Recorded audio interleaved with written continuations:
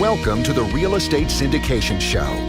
Whether you are a seasoned investor or building a new real estate business, this is the show for you. Whitney Sewell talks to top experts in the business. Our goal is to help you master real estate syndication. And now your host, Whitney Sewell. This is your daily real estate syndication show. Today, our guest is, I'm going to start back over because I meant to make sure that I can pronounce your last name right. Sure. It's John Rubino. Rubino. Yeah. Rubino. Sorry about that. No, that's okay. I try to ask every guest just to make sure. I want to say it right, on the air. Yeah. And, that's okay. Since we just started too, I thought I might as well go ahead and just ask you. No problem. Rubino. Yep. Rubino. Yep.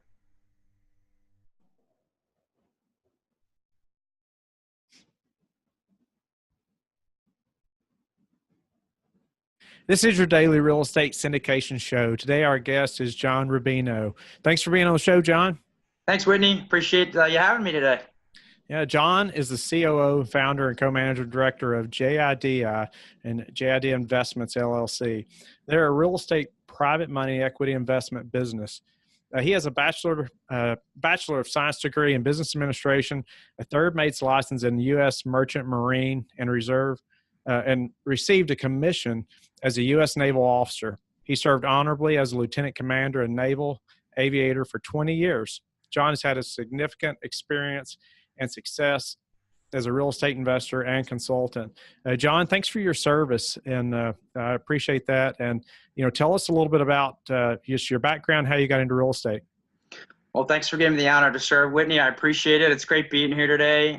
Like you read, I was a Navy veteran for 20 years. I was an aviator, flew aircraft for the Navy, which was a lot of fun. I got started in real estate while I was still in the Navy back in 2004, 2005 timeframe when I was stationed down in Southern Maryland, right outside of Lexington Park, Leonardtown area. And I really focused on trying to get started where I looked at foreclosures and I looked at trying to buy property for distressed property to come in and be a renovator. But I really found my niche in new construction. A good friend of mine and I both kind of teamed up, and we looked at some new construction properties. We partnered with a local area home builder back in 2005 before the recession, and we had some great success. We invested a very small amount of money, and we got the first property done. And I looked at it and I said, that's what I want to do. So part-time, going to school, getting my master's degree, being a pilot in the Navy, being a dad and a husband, I kind of did this on the side, and it was great, and I enjoyed it. For about 7 years after that, I did a few properties. I did about 2 or 3 new construction homes. I took a good chunk of the money we made and I invested it with a good friend of mine who is in DC just starting out his business. And for 7 years, I got a 10% return on my money every year, or 10% for 7 years. So that helped grow me a bit on the passive side. We focused primarily on boutique condos, condo development and conversion in the DC market, which was really exploding somewhere between 2006 to 2012 is when it really started taking off, 2013. I came back from an overseas tour in Italy from the Navy, and then a tour as an instructor pilot in Texas. And I came back here to DC in about 2011. I got orders to the Pentagon, which was really exciting. And for my last 6 years, I was stationed here in the area. I decided in 2012 to start up my own business. And I was really interested, and I really liked the capital stack, putting the money together, putting the deals together, doing the due diligence, looking at things from a finance standpoint. And, I've always been blessed to be around great people. I had some really smart people that wanted to be involved and helping me get started. And long story short, we stood the company up back in 2013. We took a full year to get it up and running. We put up all our documentation, our literature, our website, and we had some really good people that helped us get started who are private investors in our company today. So from 2013 to today, we've got about 14 projects we've completed. We've invested about $5 million of both private money and equity. Started out small with single family fix and flip properties down in Atlanta and in Maryland and in Virginia.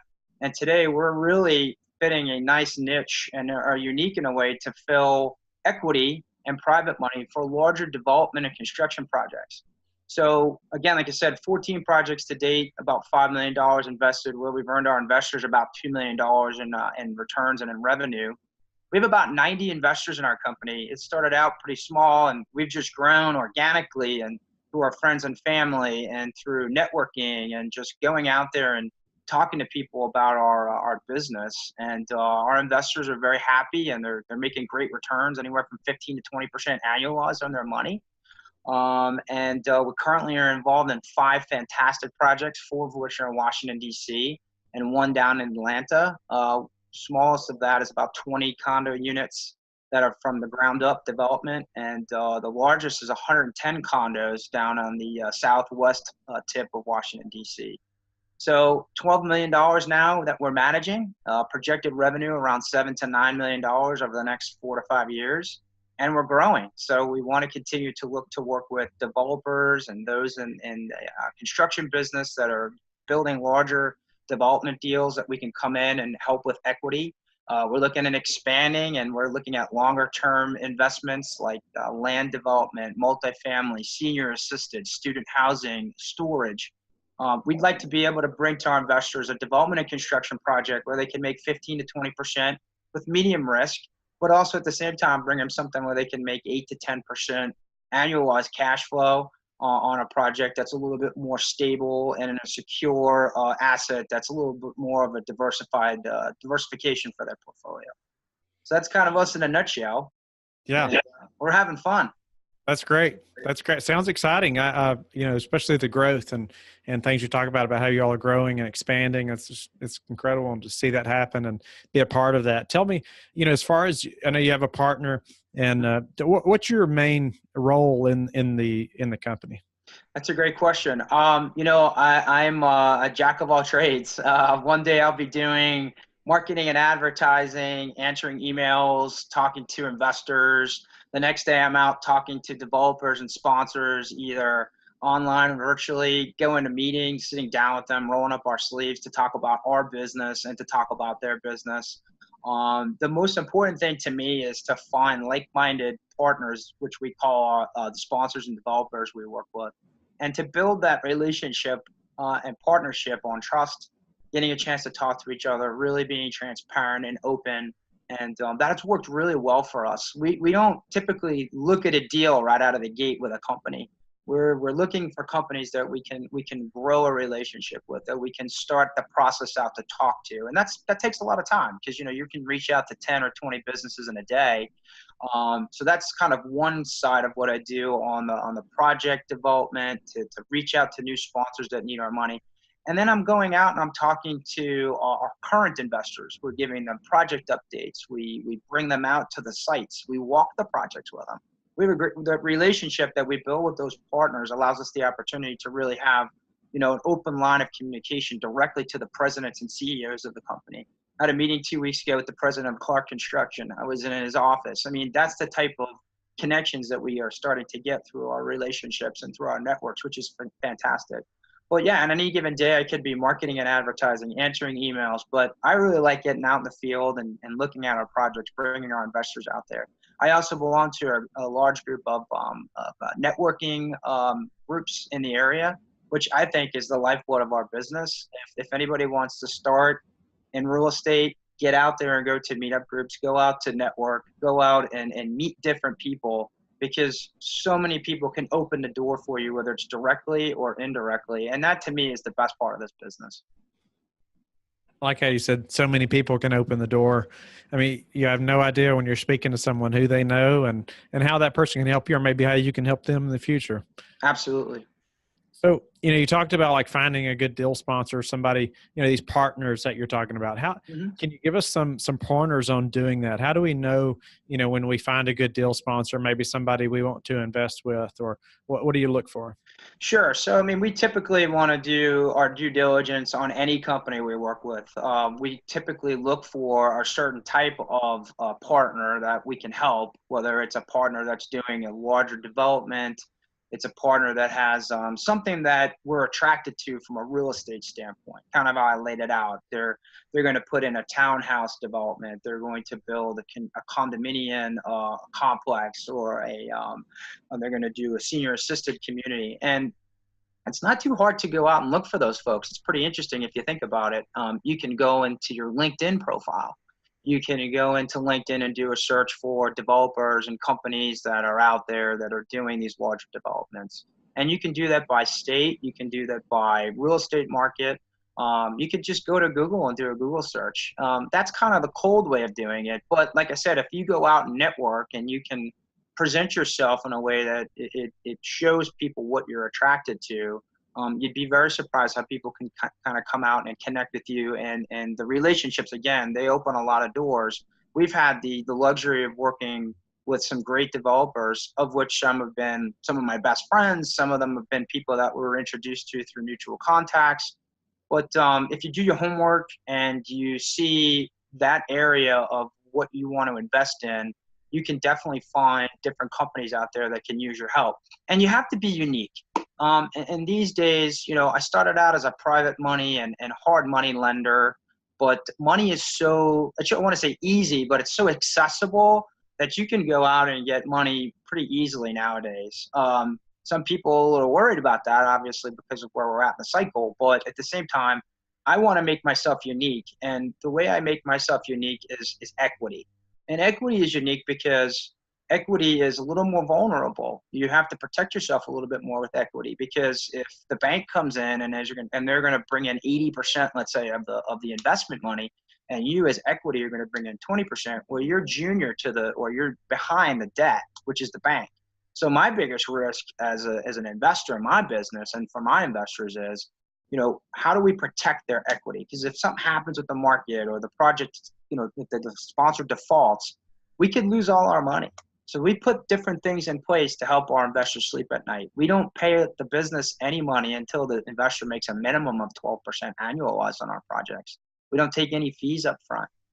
We do very, very detailed due diligence on our developers. Our developers and our sponsors we work with bring in a minimum of 10%.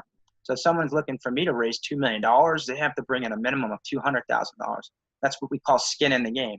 So we want the developers to have skin in the game. We bring in our own money. My business partner, David, and I bring in our own money when we go out and raise money through our investors. And then also, we don't guarantee any of the bank loans. So when you go out and you get a bank loan, just like when you buy a house, you guarantee that note, right? You tell the bank, hey, I'm personally telling you that I'm going to make my mortgage payments. And if I don't, you can come after me personally. We don't have any say in that as the investors on these projects. We're purely passive. We're a limited partner, and we're basically built into the management side of the project underneath the sponsor, who is either the managing partner or the general partner. So we come in as a limited partner, which releases us from a lot of liability. Now, again, the biggest risk for us is the equity is exposed, and it could have potential ramifications if there's something happens with the deal. So that's why it's very important that we do our due diligence, that we make sure that we're very, very connected with relationship-based connections to the partners, so that we feel comfortable with what we're doing. And obviously the location where we're going to be investing, the demographics, what's the attraction. DC, it's Emerald City here, right? We love DC. Everybody knows that, Amazon HQ has been in the mix to come to either Northern Virginia or Washington, DC. We're watching that. That can definitely skyrocket prices. So there's a lot of things here in DC we love about this market. But there are also other markets. I could tell you about Atlanta. I could tell you about Tampa. I could talk to you about South Carolina, North Carolina. So, it all depends on what you want to do, what makes you unique, and what you can bring to value for those folks you want to work with. That's great. I had many questions there I was going to ask you, but if I just gave you just a second, you answered it. That's really good. I want you to get your questions in. I definitely do. Well, that was good. It was really good. So you talked about presenting ourselves, and I think about our listener who is really just getting into this business, and they're looking maybe at other deal sponsors to partner with or raise capital for, or maybe even how to present ourselves to an investor. Could you speak to that a little bit? How do we present ourselves like you were talking about? Sure. So, I mean, I took a full year to get our business launched, right? It took a full year because I said I don't want to launch this and have areas that have major holes, right? I've been a planner my whole life as a Navy pilot. When you go out and fly your aircraft, you want to make sure you got enough gas, that you know you can make it to your destination, that your students studied, or that we know what mission we're going to do. So you want to plan. You want to sit down and you want to put your arms around what your plan is. What do you want to do in real estate? Do you want to be a wholesaler? Do you want to be a financer? Do you want to be a rehabber? Depending on what you want to do, you sit down and you decide what you want to do. I'm a lender, so I love capital stacks. So when I look at a deal, it's always, hey, what's the money aspect of it? What does this individual need to do to bring capital in to make money for everyone and make it a successful project? And that's where I then pick it apart. But yeah, planning is a big part. So that full year we took, we built our website, we built our marketing plan, we built the prospectus for our investors, we built our website, we built our Facebook. So we did all of the stuff. And then we went out to our most trusted mentors and people that have had 30, 40, 50 years of combined real estate experience. And we had them just beat the living heck out of us to say, hey, this is the holes that you have in your plan. And these individuals that came in made us a better business. And as they gave us back the paperwork to say, hey, you guys are ready to go, they held on to it pretty tight, because when we pulled it back, they said, before you take this back, just make sure that we're the first investors in your company. So that was a great compliment. So my advice would be is planning. Plan your business model. Plan on what you need to succeed. Depending on what you want to do. If you want to be a rehabber, make sure you got a good contractor, make sure you got a good attorney, make sure you have a good money source, make sure you have a good real estate agent, and put your plan together before you launch it. And then when you feel comfortable, go for it. And talk to people within your network. And those are the people I mentioned that you can go out to talk to at these meetup groups and just learn from them. I really liked how you said you had others that are more experienced. Look at all your information and really go over your business and maybe your business plan and what all that looked like. And then, until they could say, okay, we want to invest with you all. I just thought that's really cool. Yeah. Great idea. Give us a little advice on, you talked about networking at these big, large groups. What are some groups maybe you go to meet investors, maybe some that we would normally think of, like your normal REI club or something? What's some other way that you meet and network with investors? Sure. Well, I'm always looking for groups that I'm attracted to, that have the caliber of people I want to talk to. There's a lot of groups out there for newer folks that I think are fantastic. As a new person in real estate, where we are in the cycle and how much growth we've had since the recession ended back in 2012, 2013, there's a lot of people in real estate now. It's very saturated, where you have very, very large groups of investors, whether they're rehabbers or whether you have wholesalers. So I look for groups that I can meet a diverse group of people that can open up the aperture or spectrum for me to learn or I help. So I look for kind of that little bit of a higher caliber type investor, that person that is interested in larger projects. But I also like to go out and give back and coach and talk to people. So there's some really good websites. I mean, I could tell you about some now, or I can share with you. Yeah, please go ahead and share some. Yeah, so meetup.com is fantastic if you're in the local DC, Virginia, or Maryland area. There are others that you can reach out to. Biggerpockets.com is one that I started out with for a while. It's a really good website. It's like the Facebook of real estate, where you can go out and listen to podcasts, and you can listen to people that are doing different types of things in real estate. There's blogs on there you can read on stuff. I would go out and I would get some good books to read. Some of my favorite books, my top 3 books are How to Win Friends and Influence People, Rich Dad, Poor Dad, and The Millionaire Next Door. Those are 3 fantastic books that if you read those, I think that'll help shape your thought process when you're doing anything in business. But my thing is those meetup.com groups are really good. There's a couple of groups out there like the BNI groups. They're like the builders networking groups. But I like meetup.com because you can search a 500 ring radius of where you live, and you can find different groups, whether it's real estate or business or finance. I'm attracted to finance folks because finance folks work with high net worth folks, which are people I'm interested in talking to. But yeah, I think that's probably a good start. And there's others that you can look for as well. There's a lot of different groups too, just to add to. Like this week, I'm going up to New York City and I'm going to the Opal Group. And the Opal Group is a larger group that looks for people that are doing emerging managers and home offices. There's the Pitbull conferences. So there's a lot of different things. If you do some research, you can find in your local areas about the groups that your cities can have at conferences and workshops, and then the kind of networking groups that meet once a month, every other week, which are really beneficial. That's great. So you're attracted to finance groups. I think that's neat that, you're looking for groups that are not just real estate groups, obviously, right? Just looking for any professionals, where professionals are, exactly. Again, it's like that they can open doors for you that it may not be directly from them, but from their referrals and from the people they associate with. And, listen, in this business, you have to look at it as a two-way street. There's reciprocation. If you're going to help me, Whitney, with one door, I'm going to help you with one door. So you can't look at people and say, how can this person make me more money? You got to look at people and say, how can I help that person? And then how can that person help me? And you have to be able to walk through that when you talk to people, so you can then understand who to talk to and who to target and work with. Some of the people that are my best friends in real estate, I don't even work with them. We're just really good friends. But every once in a while they mention, hey, have you tried this? Have you talked to that person? And that's what you got to look at when you talk to people. That's great. Great advice.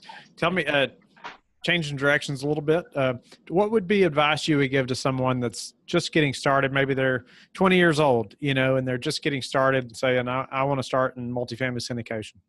Sure. I would say be a sponge. Talk to, listen to, find a mentor. Always find a mentor, and not just one, as many as you think you need.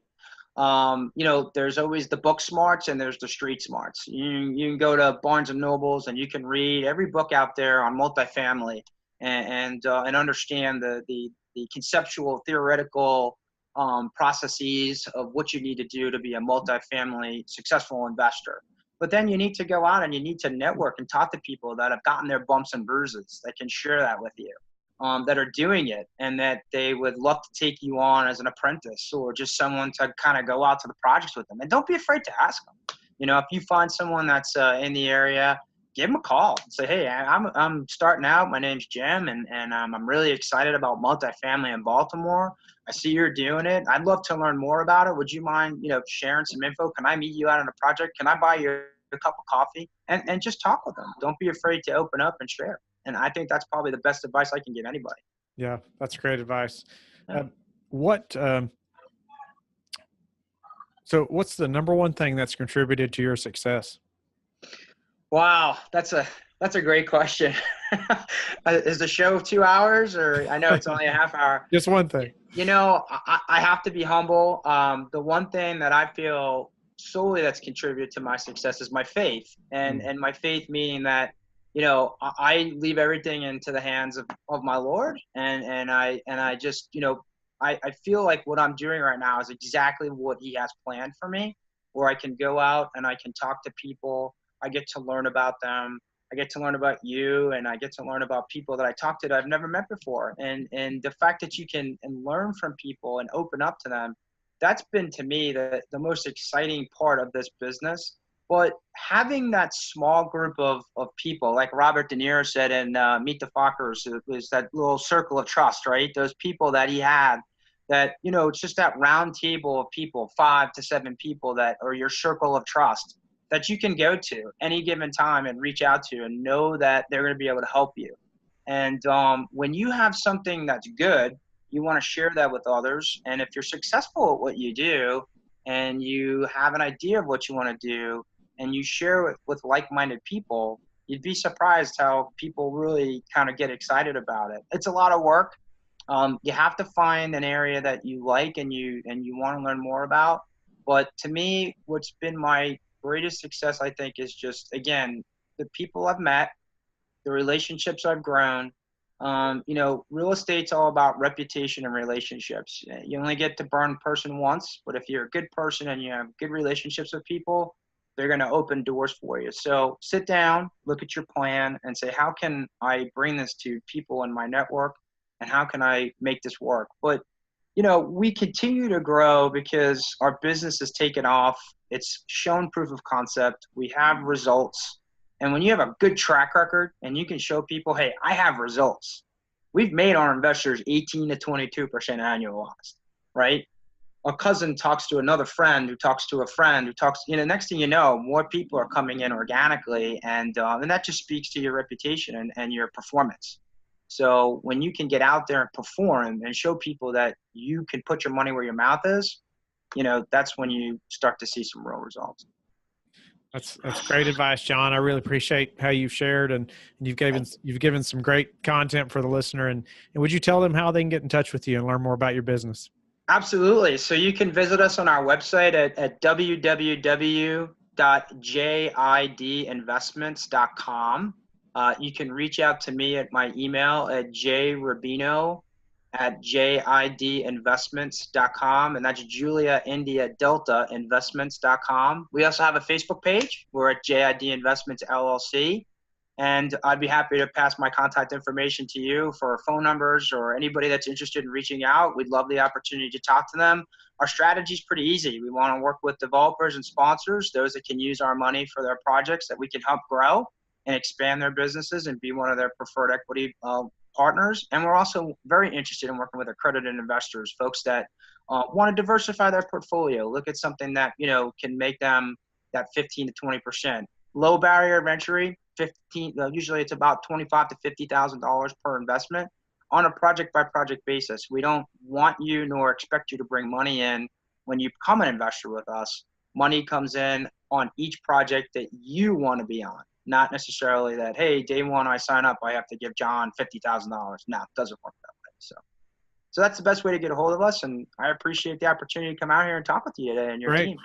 Thank you so much, John. And thank you for all the listeners. And I hope you'll reach out to John and look up his business. And we will talk to you tomorrow. Thanks, Whitney. Take care. Thank you for listening to the Real Estate Syndication Show, brought to you by Life Bridge Capital. Life Bridge Capital works with investors nationwide to invest in real estate, while also donating 50% of its profits to assist parents who are committing to adoption. Life Bridge Capital, making a difference, one investor and one child at a time. Connect online at www.lifebridgecapital.com for free material and videos to further your success.